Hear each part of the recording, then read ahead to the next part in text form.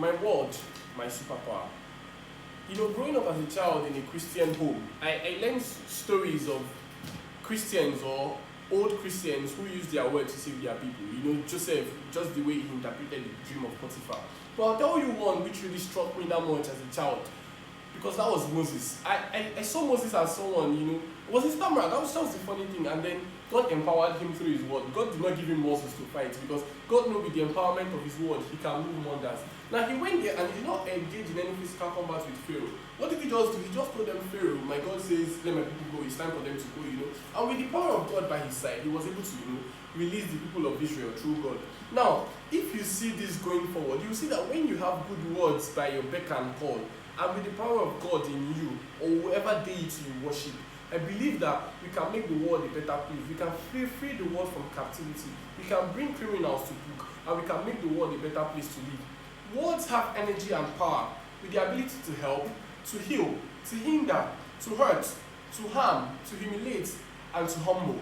That shows you the introspect of how the word can be very, very powerful. Most of us have been misusing our words of lately. That's why we now see our words as that much damaging. You go on social media, you see hate speeches and all. Now, we don't have positive words to counter this thing. If we can bring our words to positive, then we can make the world a better place. And that is where I am building up on now. My words, my superpower. I want to use my words to save the world. I want to use my words to make the world a better place. Growing up in childhood, as a kid, getting into trouble, my name's Noisy Nicholas, talking in late. Some of my cohorts, after being disciplined, they now became introverted, a little talk. But when I got into secondary school, my words now became filtered. They now became for something good, with direction, because I now practice school debates, public speaking skills and all, impromptu speeches and pep talk. Now, I noticed a lot of people around me because I was influencing them positively. I thought basically it was because of my charisma and confidence, but little did I know that it was because of the word of my mouth. I then found out that even people that had more charisma and confidence could not do what I did because they did not have positive words. And people like being around people that are positive because the word in itself is negative. There are lots of negatives in it. So I believe that taking off positive words, going up as my superpower, I can now influence the world. You see people on Instagram, right? How do influencers do their thing? People just worship them, want to do what they are doing because they see them as their alter ego. They see them as that perfect people. If my word can be so perfect, then I can influence so many people around me going into the direction of positivity. Now I'm looking at the aspect of education and illiteracy. I want to make people so enlightened.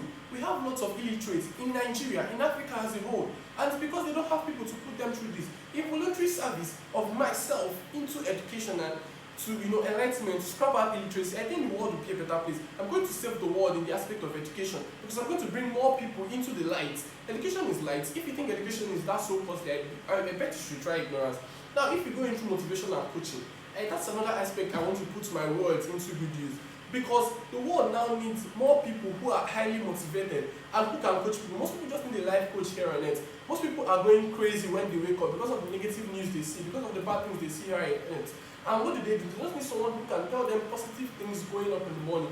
If you're a life coach or a motivator, a motivational speaker, I believe that if we have more of them like myself, going into the world, myself building this thing will make the world a better place to live. That's going to be my superpower. And finally, I'm looking at the aspect of legal practice. When I was going on, people thought I was going to be a lawyer, that we didn't have that much, and then we didn't have that much operation, and people thought, lawyer, pilot, and doctor. People thought I was going to be a human rights activist because I was always standing for something that was good. Now, if as a lawyer, you stand for anything that's good, because you go to any extent to protect your client, I think with that, I will now stand a better chance to make the world a better place because criminals will be afraid to go into that place. And then people that are even now innocent, that are now condemned because those people are suffering for nothing they know something about. So if you now condemn them, I think the best thing to do, the world will now be a better place to live. In the book of Proverbs in the Bible, chapter 12, verse 6, our word have the power to destroy and the power to build up. Basically, I've got the superpower in my word to save the world through it and to make the world a better place to live. As I carry on this journey, I want you to join me to make the world a better place. See you on the trail.